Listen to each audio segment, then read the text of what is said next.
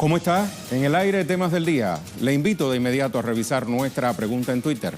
Aquí la tenemos. Mauricio Macri permite la realización de prácticas militares y la instalación de bases de Estados Unidos en la llamada Mesopotamia Argentina, que abarca parte del acuífero guaraní rico en recursos naturales. ¿Cómo repercutirá en la soberanía de América Latina? Opine.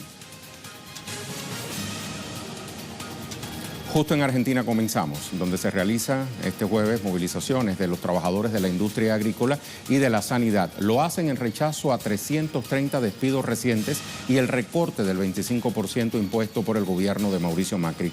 Le vamos a ampliar en nuestro primer tema del día. Los trabajadores afectados consideran arbitrarios estos despidos. Junto a campesinos, estos empleados se van a mantener movilizados frente al Ministerio de Agricultura para exigir mayor inversión en el sector. La Asociación de Trabajadores de la Agroindustria también convocó a un paro nacional con otros sectores profesionales para el próximo 10 de mayo.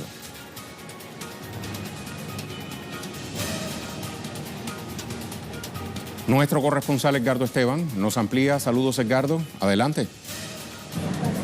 Te saludo y también saludamos a toda la audiencia de Telesur que nos está acompañando. Los trabajadores del Instituto Nacional de Tecnología Agropecuaria, junto con investigadores de la agroindustria y también del Estado, se están movilizando en pleno centro de la capital de Argentina en repudio a las políticas que está implementando el gobierno Mauricio Macri al sector.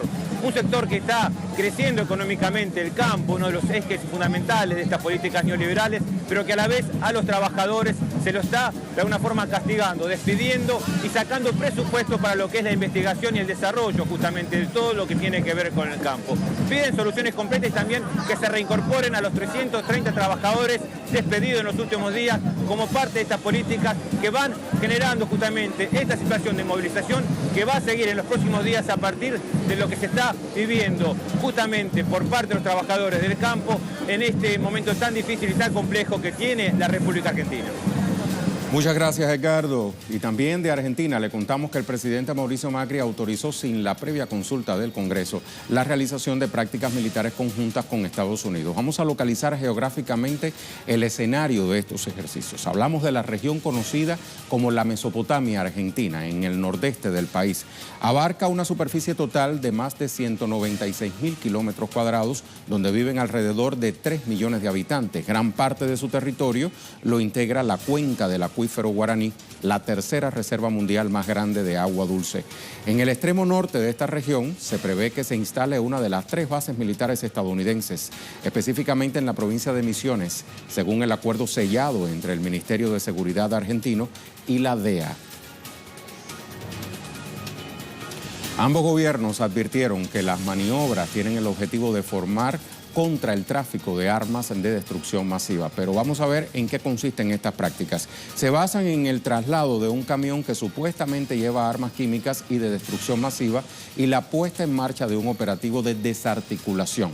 El objetivo de los ejercicios es evaluar las capacidades de estos países para evitar una catástrofe de este tipo entre las fuerzas estadounidenses y argentinas, según lo expresó el presidente Mauricio Macri. Pero vamos a ver otras regiones donde se instalarían otras bases estadounidenses. Además de la provincia de Misiones, es posible que se instalen otras 2 bases militares, como le decía, en la provincia de Jujuy, rica en recursos agrícolas y mineros, cerca de la frontera con Bolivia y Chile, y en la isla grande de la Tierra del Fuego, en la localidad de Ushuaia, la cual posee grandes recursos pesqueros y está además cercana a la Antártida.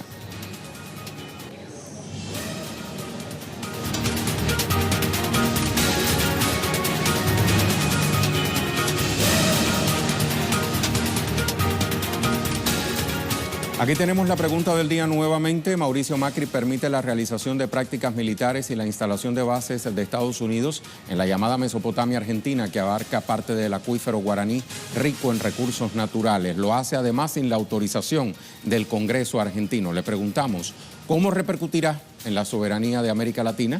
Opine. Nuestra imagen del día nos lleva nuevamente hasta París, Francia, donde se mantiene el paro de trabajadores de la Sociedad Nacional de Ferrocarriles contra las reformas del sector impulsadas por el gobierno de Emmanuel Macron. Recordemos que las reformas comprenden la apertura del ámbito ferroviario a la competencia, lo que podría llevar a la privatización del servicio reconocido como uno de los mejores del mundo.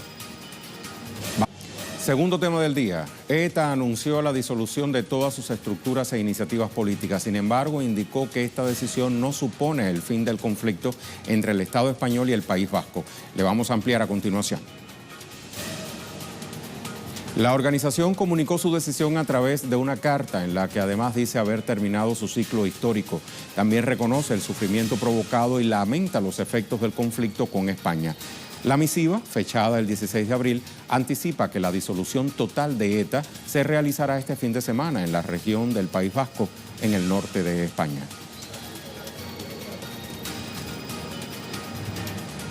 En entrevista al programa Es Noticia de Telesur, el periodista español Fernando Casado explicó el fondo de la decisión de este grupo vasco.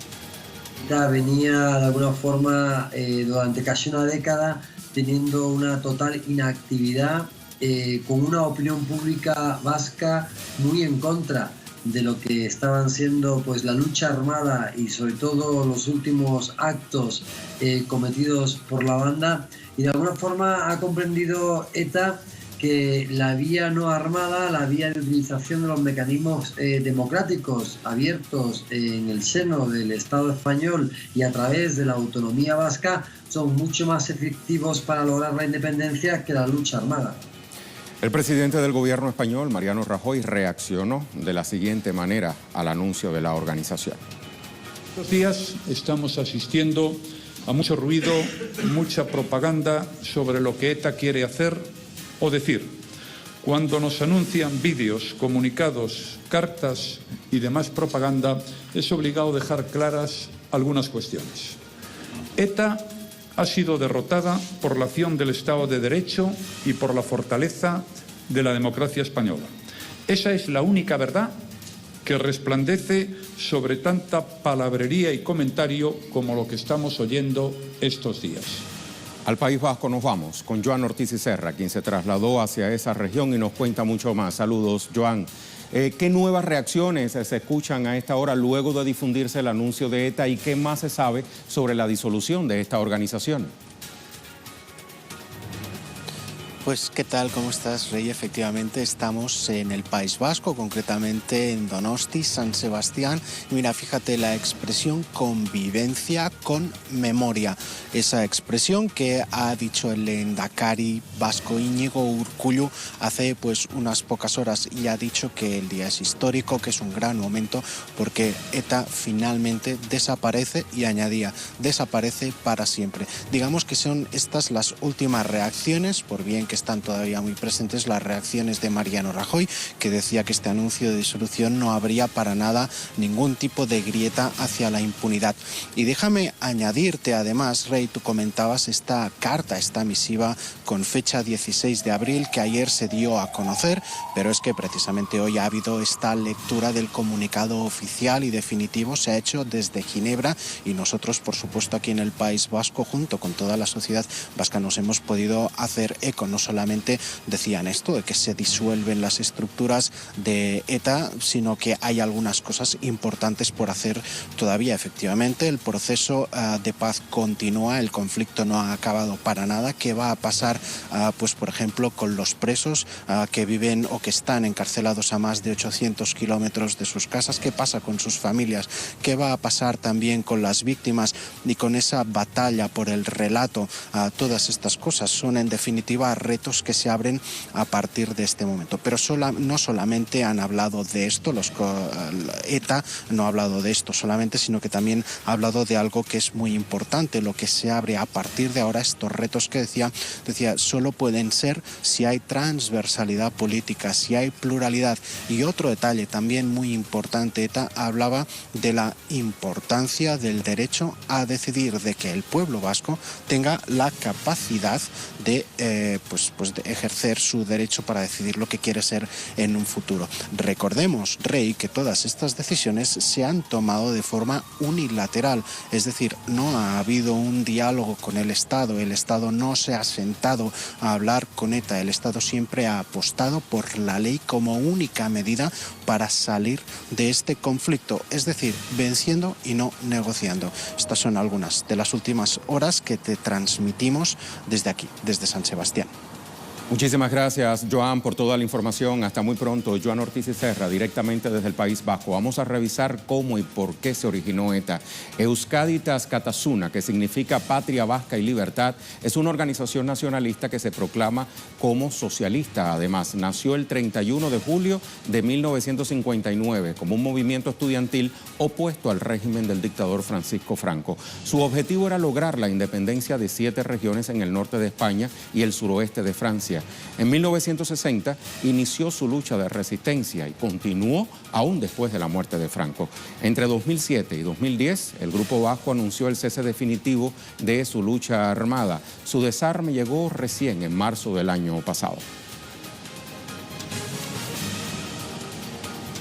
También es oportuno revisar qué región era la base de las luchas de ETA con fines independentistas. Se lo mostramos a continuación. ETA, como le decíamos, nació con el objetivo de conseguir la independencia del territorio que conforma el País Vasco, Navarra y 3 provincias del sur de Francia. Una lucha que algunos pueblos y organizaciones civiles se enfrentan contra el Reino de España.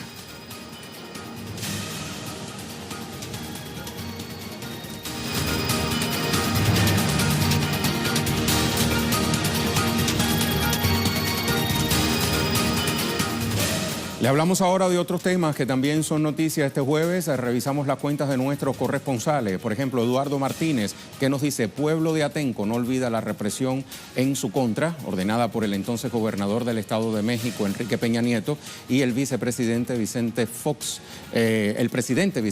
corrijo. En 2006, 2 jóvenes murieron, una decena de mujeres fueron víctimas de violencia sexual y cientos de detenidos. Avanzamos. Ahora en México nos habla Isa García. Conmemoramos el Día de la Libertad de Prensa recordando a los periodistas asesinados. En 2017 fueron 12 y en lo que va de año van 3. Este es el país más peligroso para ejercer el periodismo y ahora bajo nuevas regulaciones tras la aprobación de la llamada Ley Chayote, a propósito de conmemorarse hoy el Día de la Libertad de Prensa. Carolina Silvestre, retornamos a Argentina.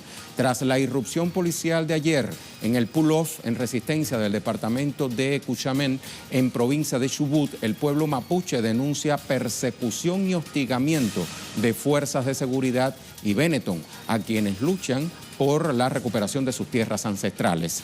Tenemos esta de Hichan Wanus. Un Su-30 ruso se estrelló en el Mediterráneo frente a la costa de Siria y sus 2 pilotos pierden la vida mientras intentaban salvar la aeronave. Sigue diciéndonos Hichan, el avión de combate ruso podría haber estrellado debido al choque de un ave con uno de sus motores.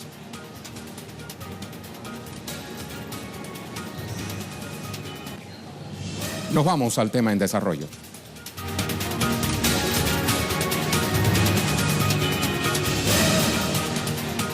Sigue en marcha la maquinaria electoral en Venezuela. Hace solo unas horas, la presidenta del Consejo Nacional Electoral, Tibisay Lucena, hizo un llamado al pueblo a participar en el simulacro pautado para el domingo 6 de mayo. Este domingo tenemos simulacro electoral, que es una gran oportunidad para que las organizaciones con fines políticos, las electoras y los electores y todo el que tenga interés en el proceso electoral vaya a los centros de votación y practique la forma de votar. Una vez más, recordemos que para esta elección tenemos boleta electoral. Es decir, que recomendamos y le pedimos a todas las electoras y a todos los electores que acudan este domingo al simulacro electoral. Esther Yáñez nos tiene otros pormenores desde Caracas. Te saludo, Esther. ¿Qué otros anuncios dio la máxima representante del CNE? Y te pregunto además cómo avanza la campaña de los candidatos a la presidencia. Sí, ¿qué tal, Rey? Muy buenas tardes. Bueno, efectivamente, Tibisay Lucena, la presidenta del Consejo Nacional Electoral, hizo hoy un balance para la prensa sobre cómo avanza esta campaña, este cronograma electoral, cuando quedan solamente 17 días para el 20 de mayo para que se celebren estos comicios. Bueno, lo que dijo Tibisay Lucena es que el Consejo Nacional Electoral no ha parado ni un segundo, dijo, las actividades que teníamos programadas. Las auditorías están transcurriendo con total normalidad. Recordemos que el sistema electoral venezolano es uno de los más auditados del mundo. Se audita toda la infraestructura tecnológica antes, durante y después del proceso. Hasta el 13 de mayo van a estar en vigor las auditorías previas y nos comentaba la presidenta del CNE que hasta el momento ya se han hecho las auditorías del registro electoral, de los cuadernos de votación, del software, de las máquinas de votación y también de los datos electorales. Como decías, además, algo más importante, sin duda, ese llamamiento que ha hecho Tibisay Lucena para que todos los venezolanos participen el próximo domingo del simulacro electoral que va a tener lugar en los 23 estados del país. Va a tener lugar de 8 de la mañana a 3 de la tarde. Se han habilitado 500 centros de votación en todo el país y 1.200 máquinas, y todo ello con un objetivo: solucionar cualquier duda que todos los venezolanos tengan en torno a este proceso sobre cómo votar, dónde acudir, en qué consiste la herradura electoral. Bueno, pues para eso, Rey, esta próxima jornada, este próximo domingo de simulacro electoral, el Consejo Nacional Electoral hace un llamamiento a todos los venezolanos a que participen en los centros pautados para tal evento, para que todo transcurra con total normalidad el próximo 20 de mayo. Y más cosas, Rey, porque después de esta presentación, de este balance sobre cómo avanza el cronograma electoral, Tibisay Lucena ha respondido a preguntas a la prensa y han salido algunos temas interesantes. Por ejemplo, le hemos preguntado a los periodistas qué opinaba sobre la reciente declaración del Europarlamento que ha pedido que se suspendan inmediatamente las elecciones en Venezuela. Bueno, muy contundente ha respondido Tibisay Lucena, asegurando que esas declaraciones son una injerencia grosera y que no hacen caso a los que pretenden agredir al Consejo Nacional Electoral, que funciona con total transparencia. Decía que llevan 18 años construyéndolo y que es un sistema electoral sólido, confiable y transparente. Y también sobre esa rueda de prensa que ha dado en horas de la mañana la Mesa de la Unidad Democrática, un sector de la oposición que, recordemos, no ha querido participar de las elecciones y que está llamando a la abstención. Decía la MUD en rueda de prensa que están pidiendo, seguramente van a pedir que después del 20 de mayo celebren otras elecciones, previsiblemente para diciembre. Hablaba de la dudosa legitimidad del Consejo Nacional Electoral. Por eso también le preguntábamos a Tibisay Lucena y respondía también bastante tajantemente. Decía, las elecciones son el 20 de mayo, no habrá elecciones después porque las legítimas son el 20 de mayo. Y sobre llamados a la abstención, decía Tibisay Lucena, no se puede desestimar el voto. La ley en este país es muy clara y se prevén, por lo tanto, sanciones para todo aquel que pida la abstención.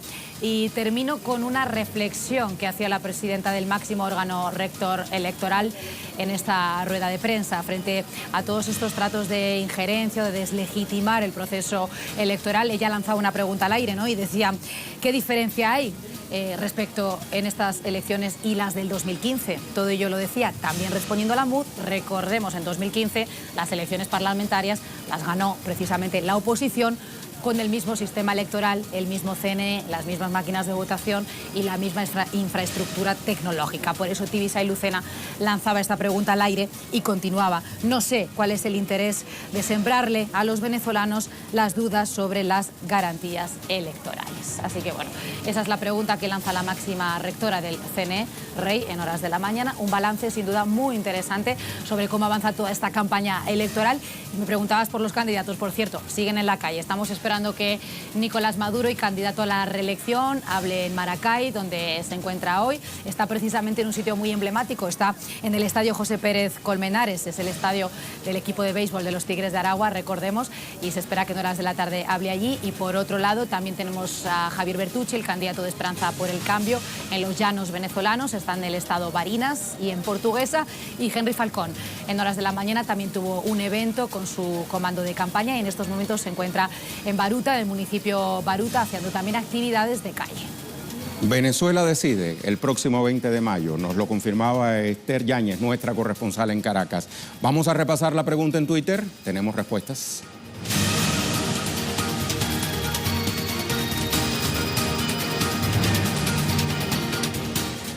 Vuelve a la pantalla. Mauricio Macri permite la realización de prácticas militares y la instalación de bases de Estados Unidos en la llamada Mesopotamia argentina, que abarca parte del acuífero guaraní rico en recursos naturales. ¿Cómo repercutirá en la soberanía de América Latina?